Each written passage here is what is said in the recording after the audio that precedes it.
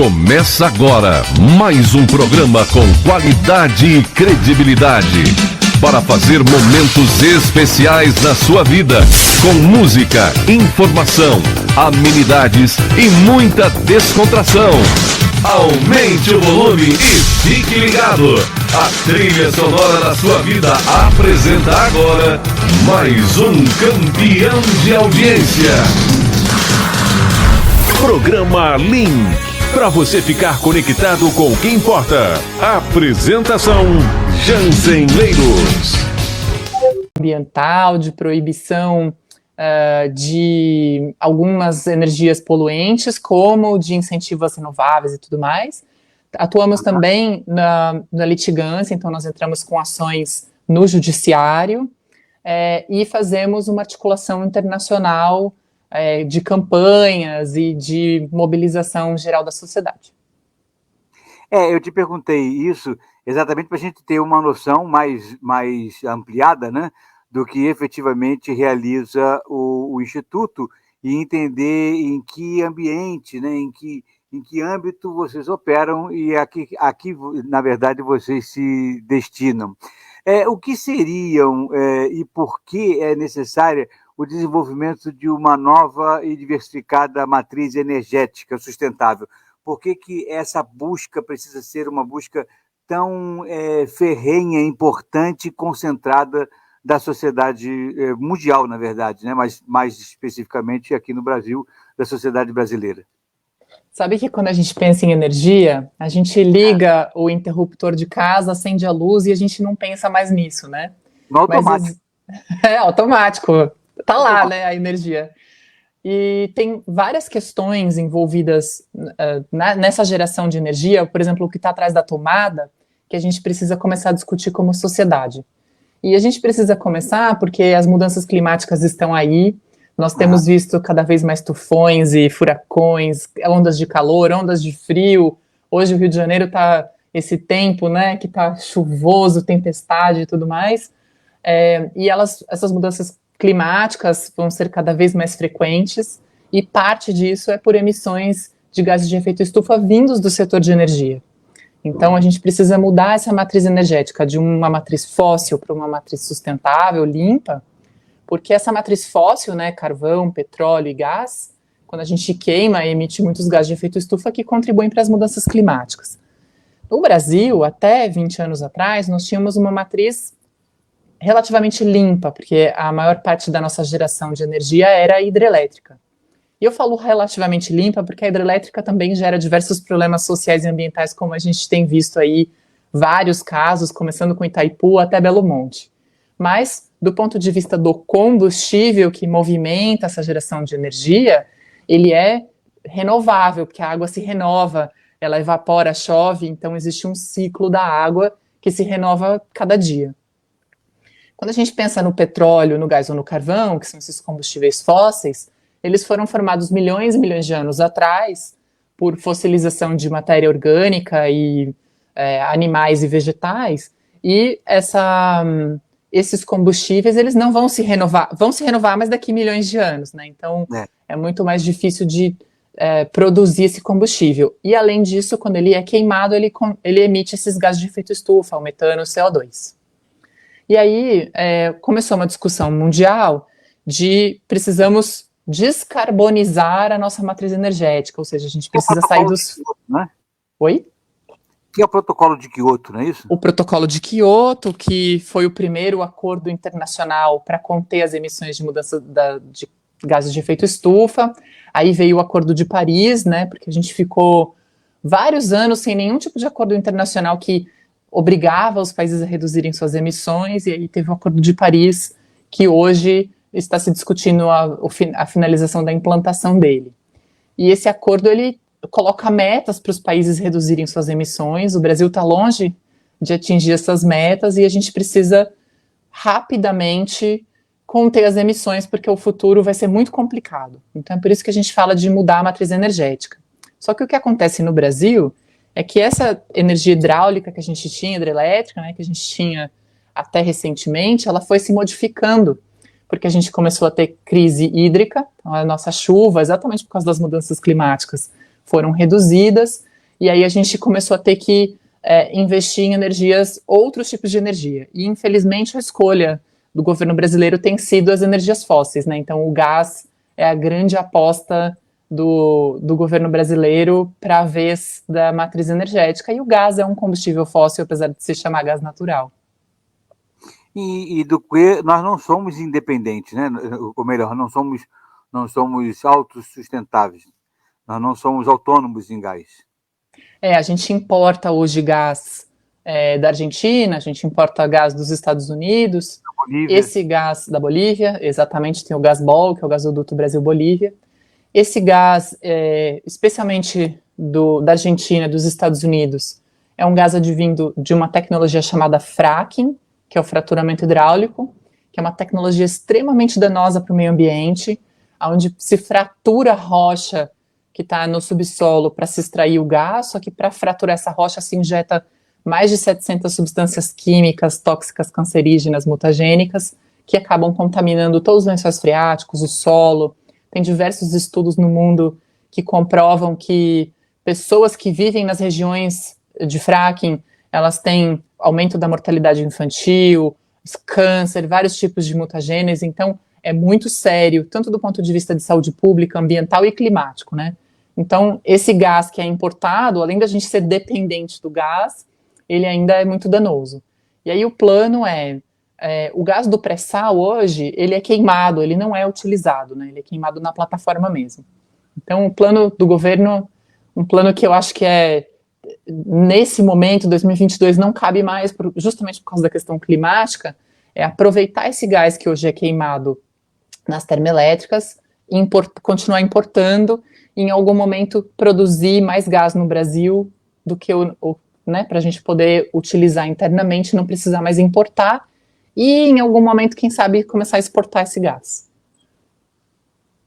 Mas o retorno a essas matrizes à base de combustível fóssil não seria um retrocesso, tendo como horizonte, né, como orientador, na verdade, os protocolos de Kyoto de Paris? E com não certeza. É um retrocesso no sentido climático e também ambiental? Por que exatamente lança mão deste tipo de recurso e de matriz energética, em vez de se desenvolver novas e sustentáveis matrizes energéticas, das quais nós temos recursos até, eu posso dizer, com perdão da má palavra, a dar com pau? Porque o que não falta aqui é rio, o que não falta aqui é o litoral para isso. Exatamente. E sabe que essa energia fóssil, ela não só gera impacto ambiental e climático, e é com certeza um retrocesso do ponto de vista dos acordos internacionais de contenção das emissões, como também gera muito impacto social, Jansen. Essas termoelétricas a gás, para gerar energia, ela aquece, basicamente o sistema de geração de energia precisa se queimar um combustível para aquecer uma turbina, essa turbina vai gerar calor, esse calor vai gerar energia, e aí precisa se resfriar essa turbina de algum jeito, né? E esse combustível que é utilizado pode ser biomassa, pode ser combustíveis fósseis, pode ser várias coisas, pode ser energia nuclear, por exemplo, né? E aí, todas as termoelétricas, por isso que chama termoelétrica, é energia elétrica baseada do calor, ela precisa resfriar essas turbinas. Então, para resfriar essas turbinas, se utiliza uma quantidade de água imensa, imensa, e acaba competindo com a população, com a agricultura. Então, é um grande consumidor hídrico, né? A gente chama de vampiro hídrico. Além disso, essas termoelétricas, elas não geram muitos empregos, porque elas geram empregos no pico da construção, são 2 meses, é emprego de construção civil, e depois elas operam numa média, por exemplo, tem termoelétricas sendo construídas em Macaé, termoelétricas a gás, que geram lá 50 empregos, sendo que 30 deles são empregos de pessoas que têm mestrado para cima. Então, os empregos de pessoas que têm ensino médio são muito poucos, e aí as pessoas ficam sem água, com problemas ambientais graves, com as mudanças climáticas sendo agravadas e ainda sem emprego. E, além do mais, só queria acrescentar uma questão da problemática dessa escolha, é que a energia termoelétrica ela é mais cara do que uma energia renovável. Então a conta de luz nossa, que já está alta, ela vai ficar cada vez mais alta. Essa escolha, esse caminho do Brasil de construir 70 novas termoelétricas a gás, é isso que está no plano, né? São 21 novos terminais de GNL, que é o gás natural liquefeito, que é justamente o que vai alimentar essas termoelétricas. São milhares de quilômetros de gasodutos atravessando aí áreas de conservação e tudo mais. Isso significa que no nosso futuro a energia vai ser caríssima. E hoje as pessoas já deixam de pagar algumas contas, outros boletos para poder pagar a conta de luz, vai ser ainda pior, né? Então a situação social vai ficar mais grave. E essa escolha ela é feita por uma falta de vontade política mesmo, de investir e criar políticas públicas para que a nossa matriz energética seja renovável. E além disso, tem uma questão que é essencial todo mundo saber, que é a questão da eficiência energética. Hoje a gente tem vários tipos de eletrodoméstico, processos industriais, construção civil, que não são eficientes do ponto de vista de energia, né? Ar-condicionado, aqui no Rio mesmo, quantas pessoas têm ar-condicionado que são inverter, né, que consomem bem menos energia do que um ar-condicionado normal? Esse é só um exemplo de uma eficiência energética. Se nós implementássemos a eficiência energética no Brasil inteiro, a gente reduziria a demanda de energia em 40%. Isso significa que a gente não precisa construir novas termoelétricas, né? Então é uma questão de vontade política mesmo. Agora, eu não sei se eu estaria certo em fazer essa comparação. Eu quero entrar no assunto especificamente da Baía de Sepetiba já, mas ainda falando sobre o assunto como um todo, a cadeia produtiva da base hoje de energia sustentada por combustível fóssil é muito grande, né? Aí eu estou falando desde da energia até de automóveis e tudo mais, tudo aquilo que é movido por combustível fóssil. Toda essa cadeia produtiva é imensa, emprega muita gente, gera muito dinheiro, e muito por conta disso também o lobby é muito forte, e aí gera exatamente esses descompassos com a modernidade e o futuro, porque se pretende sempre alimentar e manter alimentado o processo que já existe hoje para que a circunstância não mude e mantenha favorecendo aqueles que favorecidos já são.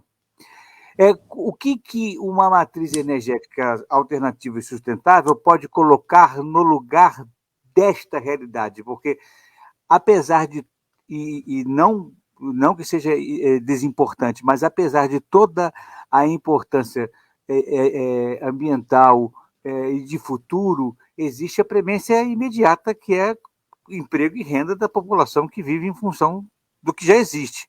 Como é que faria essa mudança sem que haja uma ruptura econômica, social, por conta da troca da matriz energética? Com certeza, essa é uma ótima pergunta, Jansen. É uma preocupação nossa de fazer uma transição energética justa, né? As pessoas têm que estar no centro dessa tomada de decisão, e o modelo que tem que substituir esse atual, ele não pode ser um modelo que repete o mesmo modelo de negócio, que é extremamente injusto, né? Que beneficia poucos, e é onde o interesse privado ele fica acima do interesse público, que é o que a gente tem visto hoje, inclusive decisões tomadas, por exemplo, pelo órgão estadual ambiental INEA, né? Que coloca à frente o interesse de uma empresa do que a população inteira, né, especialmente povos e comunidades tradicionais. Quando a gente fala de cadeia produtiva, do petróleo e do gás, a gente pode dividir em 3 grandes grupos, né? Tem o grupo do combustível para transporte, então a gente tem que pensar em toda a matriz de caminhões, ônibus, carros, e hoje existe muito investimento da própria indústria automobilística na eletromobilidade. Então a gente tem visto aí caminhões elétricos, vans de entrega, até moto, carros, enfim, tem um grande investimento da indústria. Agora a coisa deslanchou mesmo de popularizar, inclusive, os preços. Antigamente um carro elétrico até hoje ainda é um pouco inacessível para a maior parte da população, mas hoje já tem motos elétricas que são super acessíveis, até esse transporte de entrega nas cidades ele pode ser facilmente substituído. Tem a questão da indústria petroquímica. Então, hoje se produz uma quantidade imensa de produtos que advêm dessa indústria, desde plástico e todos os seus derivados, até a indústria de fertilizantes para agricultura, tem a questão da indústria farmacêutica, enfim, de cosméticos, que usa bastante petroquímico, que inclusive tem uma questão de saúde pública ali que a gente pode até discutir, e a questão da geração de energia elétrica, que é isso que a gente está falando. Então, quando você pensa em, por exemplo, substituição do plástico por outros materiais mais sustentáveis, seja da mandioca, seja do milho, seja até da cannabis, existe toda uma cadeia também produtiva de empregos e de economia que gira em torno dessa substituição e que não vai deixar as pessoas desamparadas, né? Com certeza, a transição ela tem muito potencial de abarcar a maior parte dessas pessoas dentro dela. A questão da matriz elétrica ela é um pouco diferente porque a nossa proposta é que a geração de energia ela seja descentralizada, gerada localmente, comunitária, né? Que a gente possa, não precise ficar gerando em um lugar e transmitindo para o resto do Brasil, como é o caso de hoje. Então, se a gente tivesse um investimento sério, desde subsídios e incentivos, programas de financiamento público, programas de energia sustentável acessível para a população vulnerável de baixa renda, se a gente tivesse programas de política pública generalizados, a gente teria, além de redução da demanda de energia dessas grandes termoelétricas, a gente teria muitos empregos. Você imagina, por exemplo, voltando a falar de Macaé, né? Macaé tem, vamos colocar ali, 500 mil habitantes em toda a região Macaé e região metropolitana. Se a gente solarizasse Macaé, né, colocasse ali 100 mil, 200 mil casas com painel solar, quantos empregos não geraria só essa questão de instalação, manutenção, capacitar pessoas na instalação? Então, existe muito, muito potencial de movimentar a economia sem deixar ninguém para trás. Deixa eu matar uma tentação minha, eu fico tentado de vez em quando desviar um pouquinho do assunto, mas é dentro desse assunto, mas fora daquilo que a gente tinha mais ou menos que previsto. Em 2019, iníciozinho de 2019, houve um grande rebuliço no país, porque as concessionárias de energia elétrica hoje, como o Celpa, a Light, todas elas, tiveram uma grande grita e começaram a querer taxar a geração de energia daquelas pessoas que investiram na própria produção e geração de energia a partir de tecnologia fotovoltaica, né, que são os painéis solares. E queriam taxar. Eu comprei, fiz, e vou ter que pagar para uma geração que é minha, quer dizer, ficou uma coisa meio louca. Graças a Deus, nesse momento aí, o presidente foi e disse, não, de jeito nenhum, parou a gritaria e acabou o assunto, não deu ganho de causa. Você imagina que o lobby, nesse sentido, seja muito forte e dificulte a migração, mesmo que paulatina, para essa geração de energia comunitária, local e independente das grandes corporações? O lobby é fortíssimo, fortíssimo. Existem frentes parlamentares, por exemplo, existem frentes parlamentares pró-carvão, até hoje, que defendem queimar carvão por mais 100 anos. Existe o lobby, por exemplo, na indústria automobilística, do petróleo, né, que é um lobby fortíssimo e que a gente tem visto aí modificações da própria legislação de exploração de petróleo e gás no Brasil, que facilita demais para as petroleiras. Em 2017, a gente teve ali a isenção de imposto de renda de todas as empresas petroleiras brasileiras e estrangeiras, não pagam imposto de renda, mais de R$1 trilhão que deixa de ir para os cofres públicos. Então a gente vê que existe um lobby fortíssimo. Se a gente for voltar um pouco mais no tempo, na história, a gente vê que por que não tem mais ferrovia no Brasil? Por que a gente não consegue viajar de trem, né, de um lado para o outro? E a gente tem que ficar dependendo do carro, que além de ser um transporte individual, que é mais caro, ele gera, enfim, acidentes, necessidade de manutenção daquelas rodovias, aí tem o pedágio, é toda uma cadeia, né, de lobby, porque a própria indústria... Uma cadeia onerosa, inclusive. Onerosa e cara para o próprio consumidor, né, para nós que somos os passageiros que poderíamos estar viajando São Paulo-Rio de trem.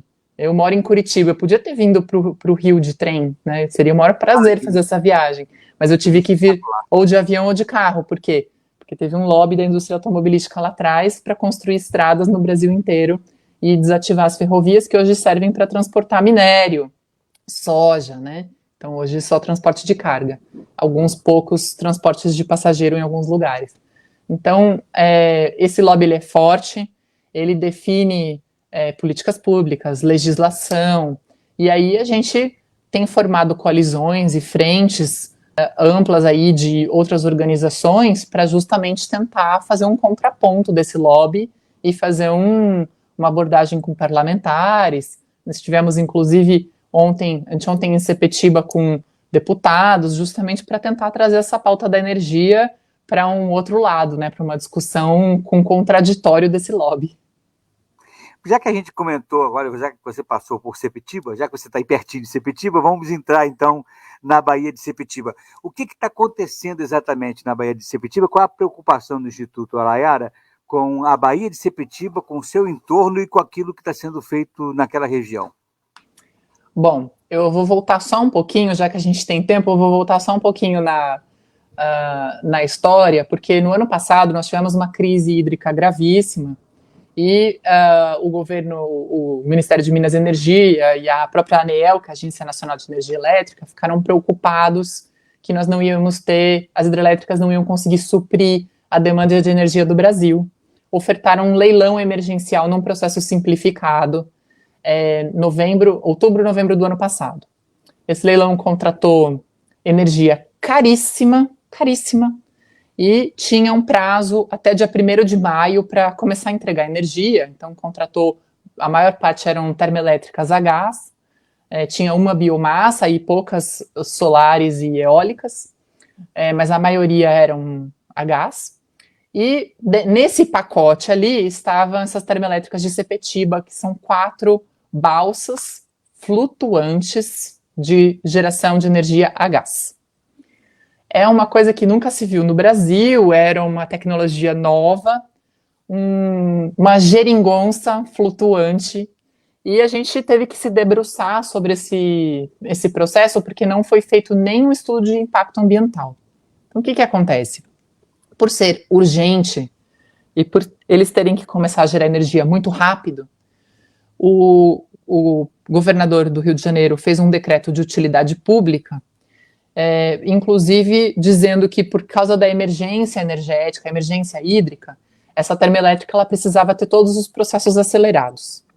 Só que esses processos acelerados significaram atropelos imperdoáveis para o meio ambiente, para as pessoas, enfim, para tudo. Então, começa que essa energia contratada, ela foi contratada a R$ 1.600 o megawatt-hora. Só para ter uma comparação, isso é 7 vezes mais caro do que a média da contratação dos últimos leilões de energia. 7 vezes mais caro. E essa empresa é uma empresa chamada Car Powership, é uma empresa turca. Eles já tentaram implementar esse mesmo tipo de projeto na África do Sul, também foi barrado por questões ambientais, e eles estão em países africanos de democracia duvidosa, digamos, né, democracias instáveis. E não estão em nenhum país desenvolvido, nenhum país que tenha legislação ambiental séria e que tenha seu próprio sistema de geração de energia. E aí, ao longo desse processo, essa empresa é uma empresa estrangeira, que no período de 4 dias criou um CNPJ no Brasil, se inscreveu para o edital e conseguiu o contrato para entregar energia com capital social ínfimo. Se você quisesse fazer isso, você não conseguiria. Com certeza não. Com certeza, eu tenho dúvida que não. Né? Eu estou tentando, faz um tempão ali, registrar, conseguir uma alvará de uma empresinha ali agrícola e está sendo um sufoco. Faz meses já que eu estou lá na prefeitura brigando. Então, foi bem acelerado mesmo, teve muitas ajudas de muitos amigos, digamos. E aí, eles entraram no edital, contrataram essa energia, e essas balsas elas já estavam em Angra esperando. Né? Então, elas estavam lá atracadas em Angra, e ninguém ficou sabendo, ninguém foi informado, né? Nem os pescadores, nem as marisqueiras, nem a universidade, a UERJ, ninguém estava sabendo desse projeto, até que um pescador viu, em março, mais ou menos, uma das térmicas lá em Angra e começou a circular a informação e a gente descobriu que era esse processo dessas térmicas flutuantes. E aí, em vez do IBAMA fazer o licenciamento ambiental, foi pedido para o INEA, que é o órgão estadual, fazer o licenciamento. E o INEA, por sua vez, isentou essa geringonça de fazer um estudo de impacto ambiental, que é o EIA-RIMA. Só assim? Que isentou. Tem a Comissão Estadual de Controle Ambiental, a SECA. A SECA é a comissão... A gente pode isentar um imposto, isentar um estudo de impacto ambiental. Assim, não importa o que você vai causar aqui, fica à vontade. Isso. Você vai ficar só 40 meses, você está me dizendo que não tem grandes impactos, então eu vou acreditar em você e vou inexigir esse EIA-RIMA dessa empresa. E nesta reunião dessa comissão que isentou de EIA-RIMA, o próprio procurador do Estado alertou os membros dessa comissão, olha, nós não podemos fazer isso, porque existe em 2006 foi feita uma legislação que permitia que o Estado inexigisse EIA-RIMA. Foi feita uma ação civil pública, essa ação civil pública foi julgada, foi proibido o Estado de inexigir EIA-RIMA, isso foi para o tribunal, eles perderam o agravo, e isso se transitou em julgado, ou seja, não cabe mais recurso, é uma decisão que está consolidada. E mesmo com essa decisão consolidada, mesmo tendo uma juíza dizendo que o Estado está proibido de fazer isso, o Estado fez isso. E aí, uma beleza. E aí nós notificamos, aí o Instituto Araiara entrou com ações civis públicas, porque teve problemas ambientais diversos aí com a história de Sepetiba. Então começa aqui, eles separaram o licenciamento ambiental, então foi feito um licenciamento para as linhas de transmissão, um licenciamento para as termoelétricas e um para a dragagem, que nem foi feita para aquele projeto, foi feita para outra que eles aproveitaram. Um monte de aberrações. E a gente fala hoje, a Araiara defende muito a avaliação ambiental sinérgica. Então a gente precisa considerar os impactos do todo para aquele lugar. Então, por exemplo, a Baía de Sepetiba já está sofrendo com aquele terminal de minério, que é o terminal de Itaguaí, se eu não me engano, chama o Porto de Itaguaí, que tem muita poeira de ferro que está caindo na água e contaminando a água. A gente já tem o estaleiro de submarino nuclear, tem a Ternium, que está contaminando toda a atmosfera. E aí eles estão querendo instalar esse negócio, essas termoelétricas, bem aonde tem os peixes, porque fica na frente do... Só que o que vai virar um lixão. E bem onde estão as termoelétricas é onde tem o mangue preservado. E o mangue é um estuário de peixes. Então, ali, aquela região onde estão as termoelétricas é onde tem mais peixes. E é o único lugar onde os pescadores conseguem pescar. E aí, veja, instalaram ali sem estudo de impacto ambiental, porque afinal de contas, para que eu preciso consultar as 2.300 pescadores que estão ali, as marisqueiras, o pessoal que pesca camarão? Para quê? Não precisa, né? Então, não consultaram ninguém, fizeram meia dúzia de reunião espalhando fakes, tentando convencer os presidentes das associações de pesca de que era um bom negócio, ofereceram algumas recompensas ali, digamos, alguns não aceitaram, teve associações muito bravas que resistiram e que brigaram e que não aceitaram de jeito nenhum, porque são independentes e porque sabem do impacto, né, para eles. E aí, nesse processo, nós entramos com uma ação civil pública, o Ministério Público entrou com uma ação civil pública contra essas linhas de transmissão, porque imagina, eu sei que a gente está na rádio, então eu vou tentar pintar aqui uma imagem.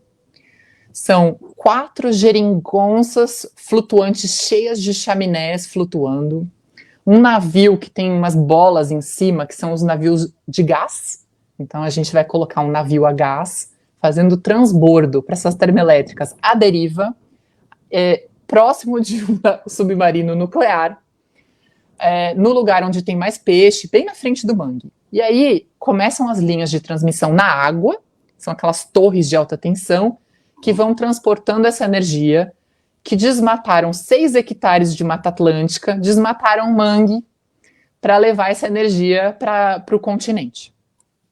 E aí o Ministério Público entrou com uma ação civil pública contra essas linhas de transmissão, nós entramos apoiando essa ação, nós entramos com uma ação civil pública na Justiça Federal contra as termoelétricas, pedindo uma avaliação ambiental estratégica, sinérgica ali de todos esses projetos, porque a gente precisa fazer o que se chama de balanço atmosférico. Qual que é o balanço atmosférico de todos esses projetos juntos ali na Baía de Sepetiba? Quanta poluição que essa baía aguenta na atmosfera, né? Além disso, a gente entrou com uma ação civil pública na Justiça Estadual, porque essa operação que eu falei de transbordo de gás de um navio para o outro, os dois à deriva, chama ship-to-ship. E essa operação, ela é proibida a 50 quilômetros da costa.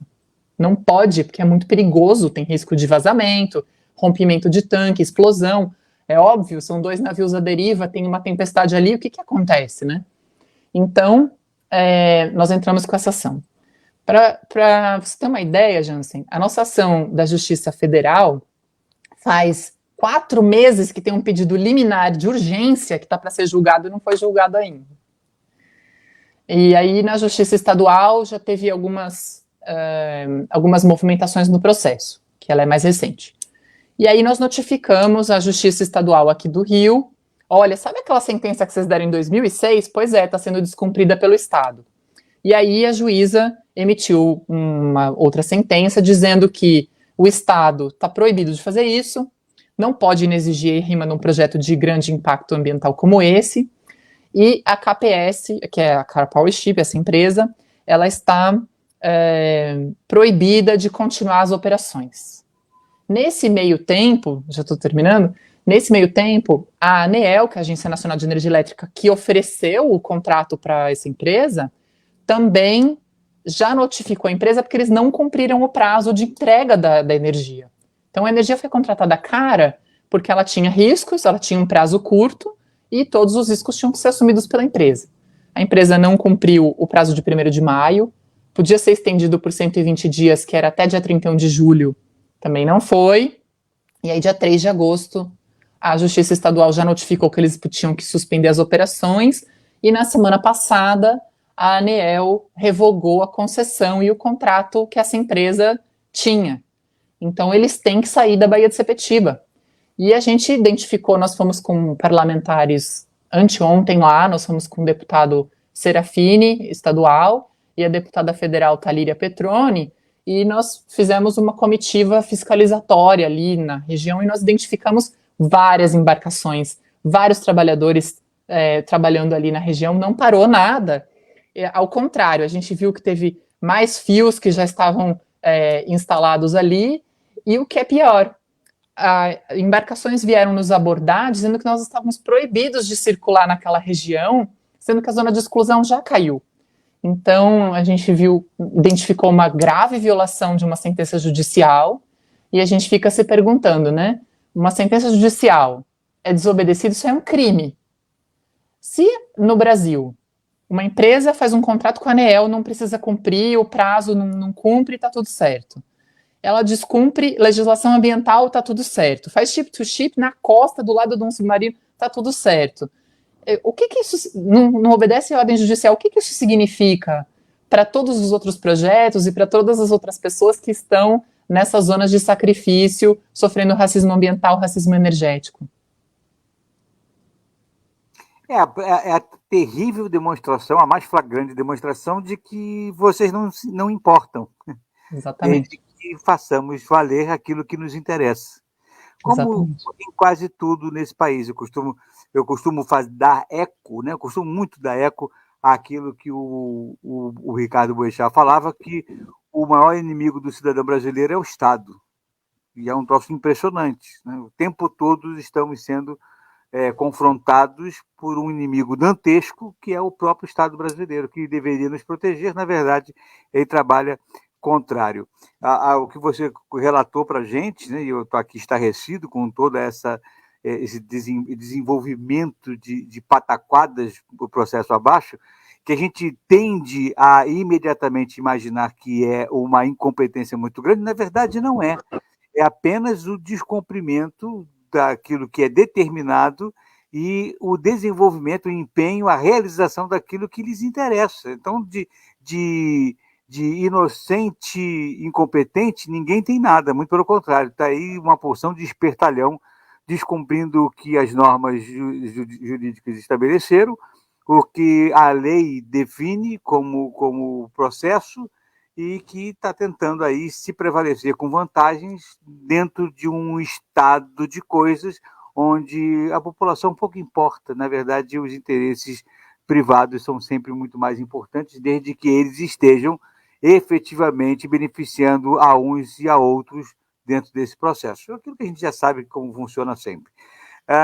É lamentável que a gente viva essa realidade, né? E é lamentável ainda mais que o Instituto precise se envolver a esse ponto, né? Porque seria muito mais gostosinho que o Instituto se envolvesse apenas em pensar, planejar e sugerir novas tecnologias, envolver-se em estudos, né, para o futuro e tal, sendo uma coisa positiva para frente, do que ficar discutindo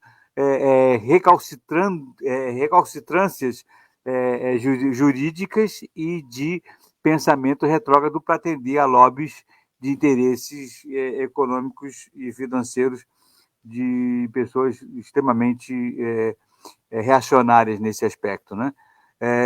Esse lobby não é novo, tá, Nicole? Esse lobby já acontece no Brasil desde a década de 60, 50, 60, quando as grandes montadoras vieram para esse país. E nesse momento aí você nem existia ainda, os lobbies já aconteciam para que se desmontasse tudo aquilo que foi feito lá atrás por Barão de Mauá, com as linhas, as ferrovias, né, que Tararé fez com as vias, as hidrovias, né?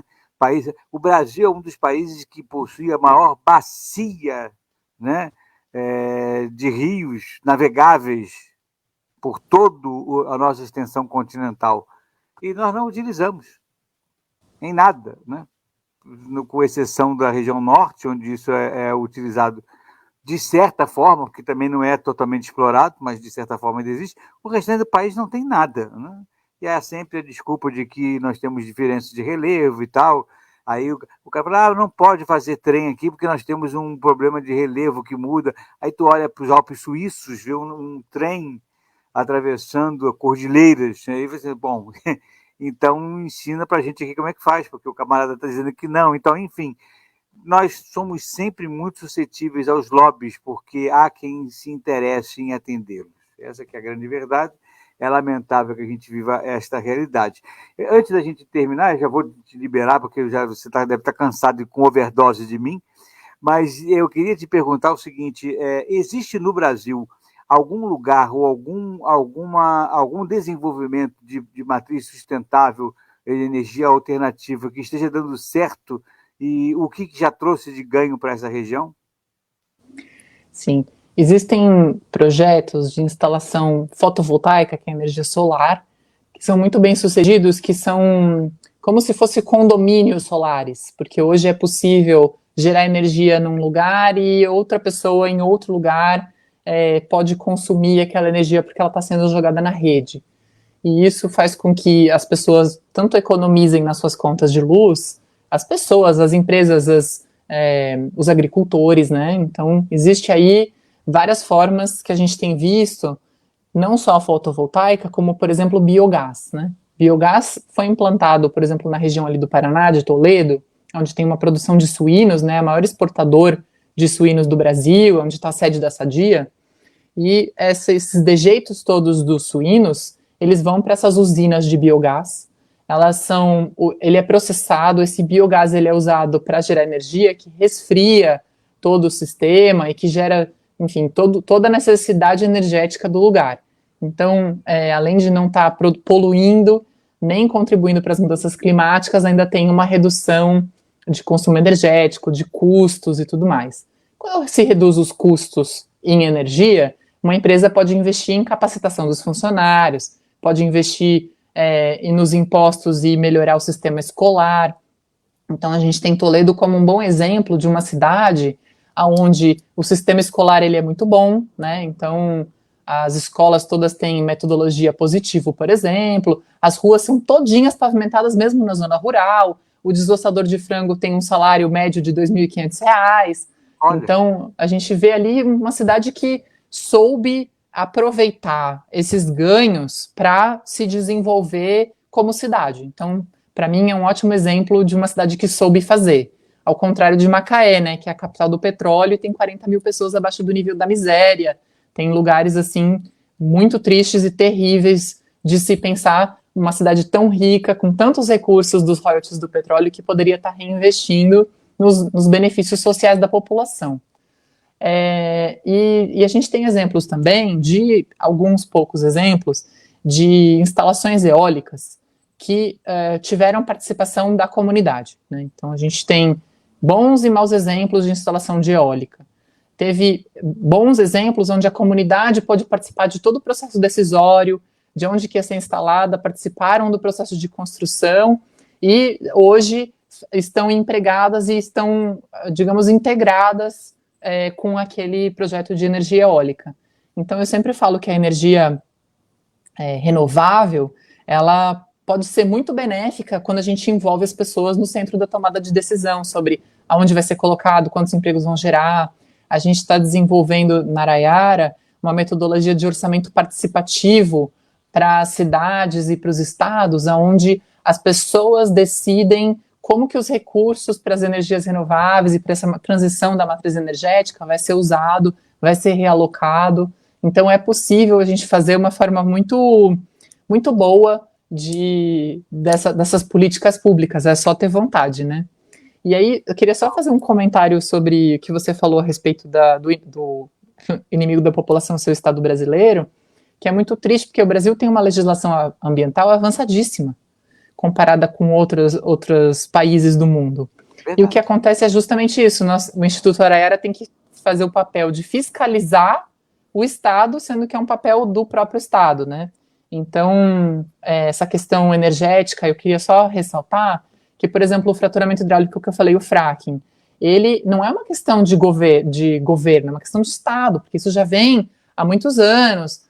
Foi o Gabriele que trouxe o fracking para o Brasil, né? E ele só foi continuado governo após governo. Então, a nossa discussão dentro da Araiara, ela é partidária, né? E ela tem que ser uma discussão de planejamento de longo prazo energético, e não uma questão de um governo ou outro, ou um partido ou outro. Resolver um problema aqui e ali, né, estanque. Exatamente. Esse é um grande problema que nós passamos, né?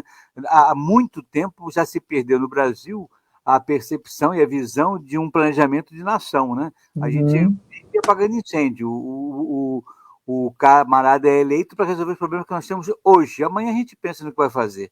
Porque, na verdade, não pode se trabalhar dessa forma, né? Nicole, eu quero te fazer uma pergunta agora bem, como é que eu diria, bem particular, que aí, no caso, é aquilo que nos toca. Qual é o papel de uma instituição como a Bicuda Ecológica na parceria com o Instituto Araiá para trabalhar dentro deste ambiente todo e ajudar na preservação do meio ambiente no Brasil? Bom, a gente tem... A Araiara é uma organização que atua no Brasil todo. E nós temos muito uma atuação próxima com organizações que têm uma atuação regional e local, porque são organizações que têm poder de comunicar as questões, têm poder de mobilizar pessoas, têm acesso a entrevistar e trazer outras vozes para essa discussão. Então, com certeza, a gente tem aí uma parceria super importante, porque o Estado do Rio de Janeiro, ele tem diversos desafios aí pela frente, que a gente tem visto, e eu até queria fazer aí uma proposta de uma próxima pauta, que é Macaé, que é onde vão ser construídas 11 novas termoelétricas a gás, num local onde não tem água nem para duas, né? Então a população vai ficar sem água. E a gente tem a Ternium, que é um monstro aí que tem emitido muita poluição, gases de efeito estufa. Ela é responsável por 60% das emissões da cidade do Rio de Janeiro. Então a gente tem muitos problemas ambientais que vão além da poluição das praias ou da despoluição da Bahia. e trazer essas vozes das pessoas. Vou trazer um exemplo de uma outra pauta importante que vocês poderiam trabalhar.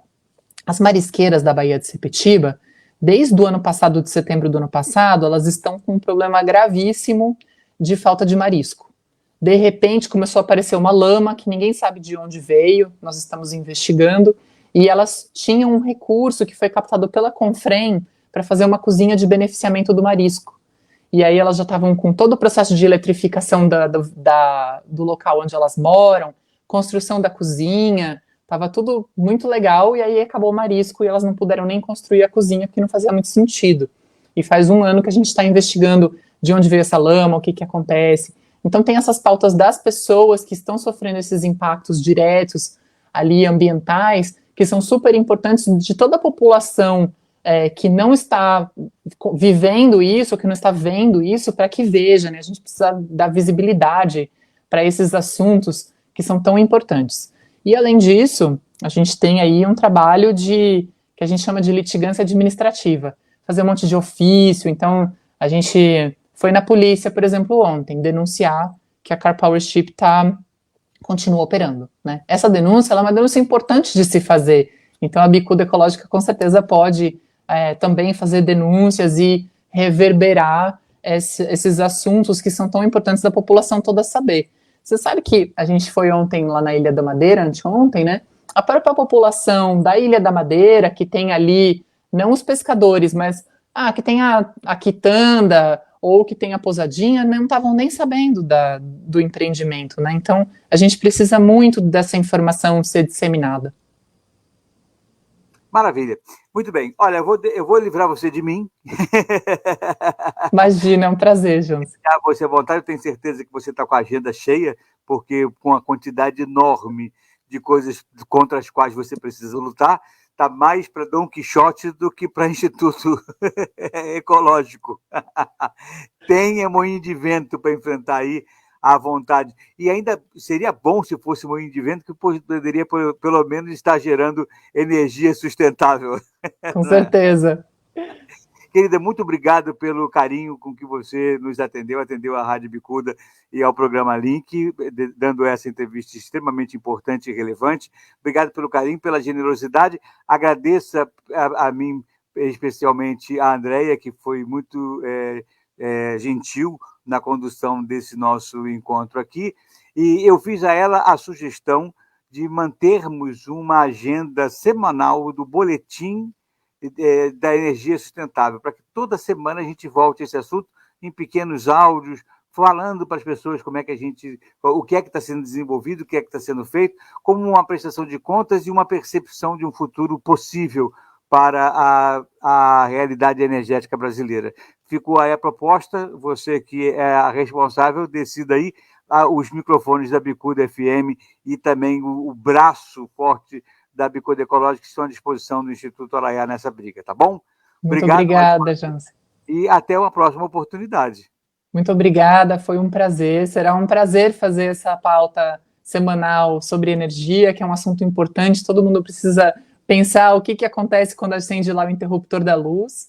E eu queria agradecer porque a Rádio Bicuda sempre nos recebeu de braços abertos, muito bem, trazendo pautas importantes e relevantes. Então, eu queria dizer que eu valorizo muito a Rádio Bicuda e os ouvintes e vocês que fazem esse trabalho importante de disseminação das informações ambientais e ecológicas.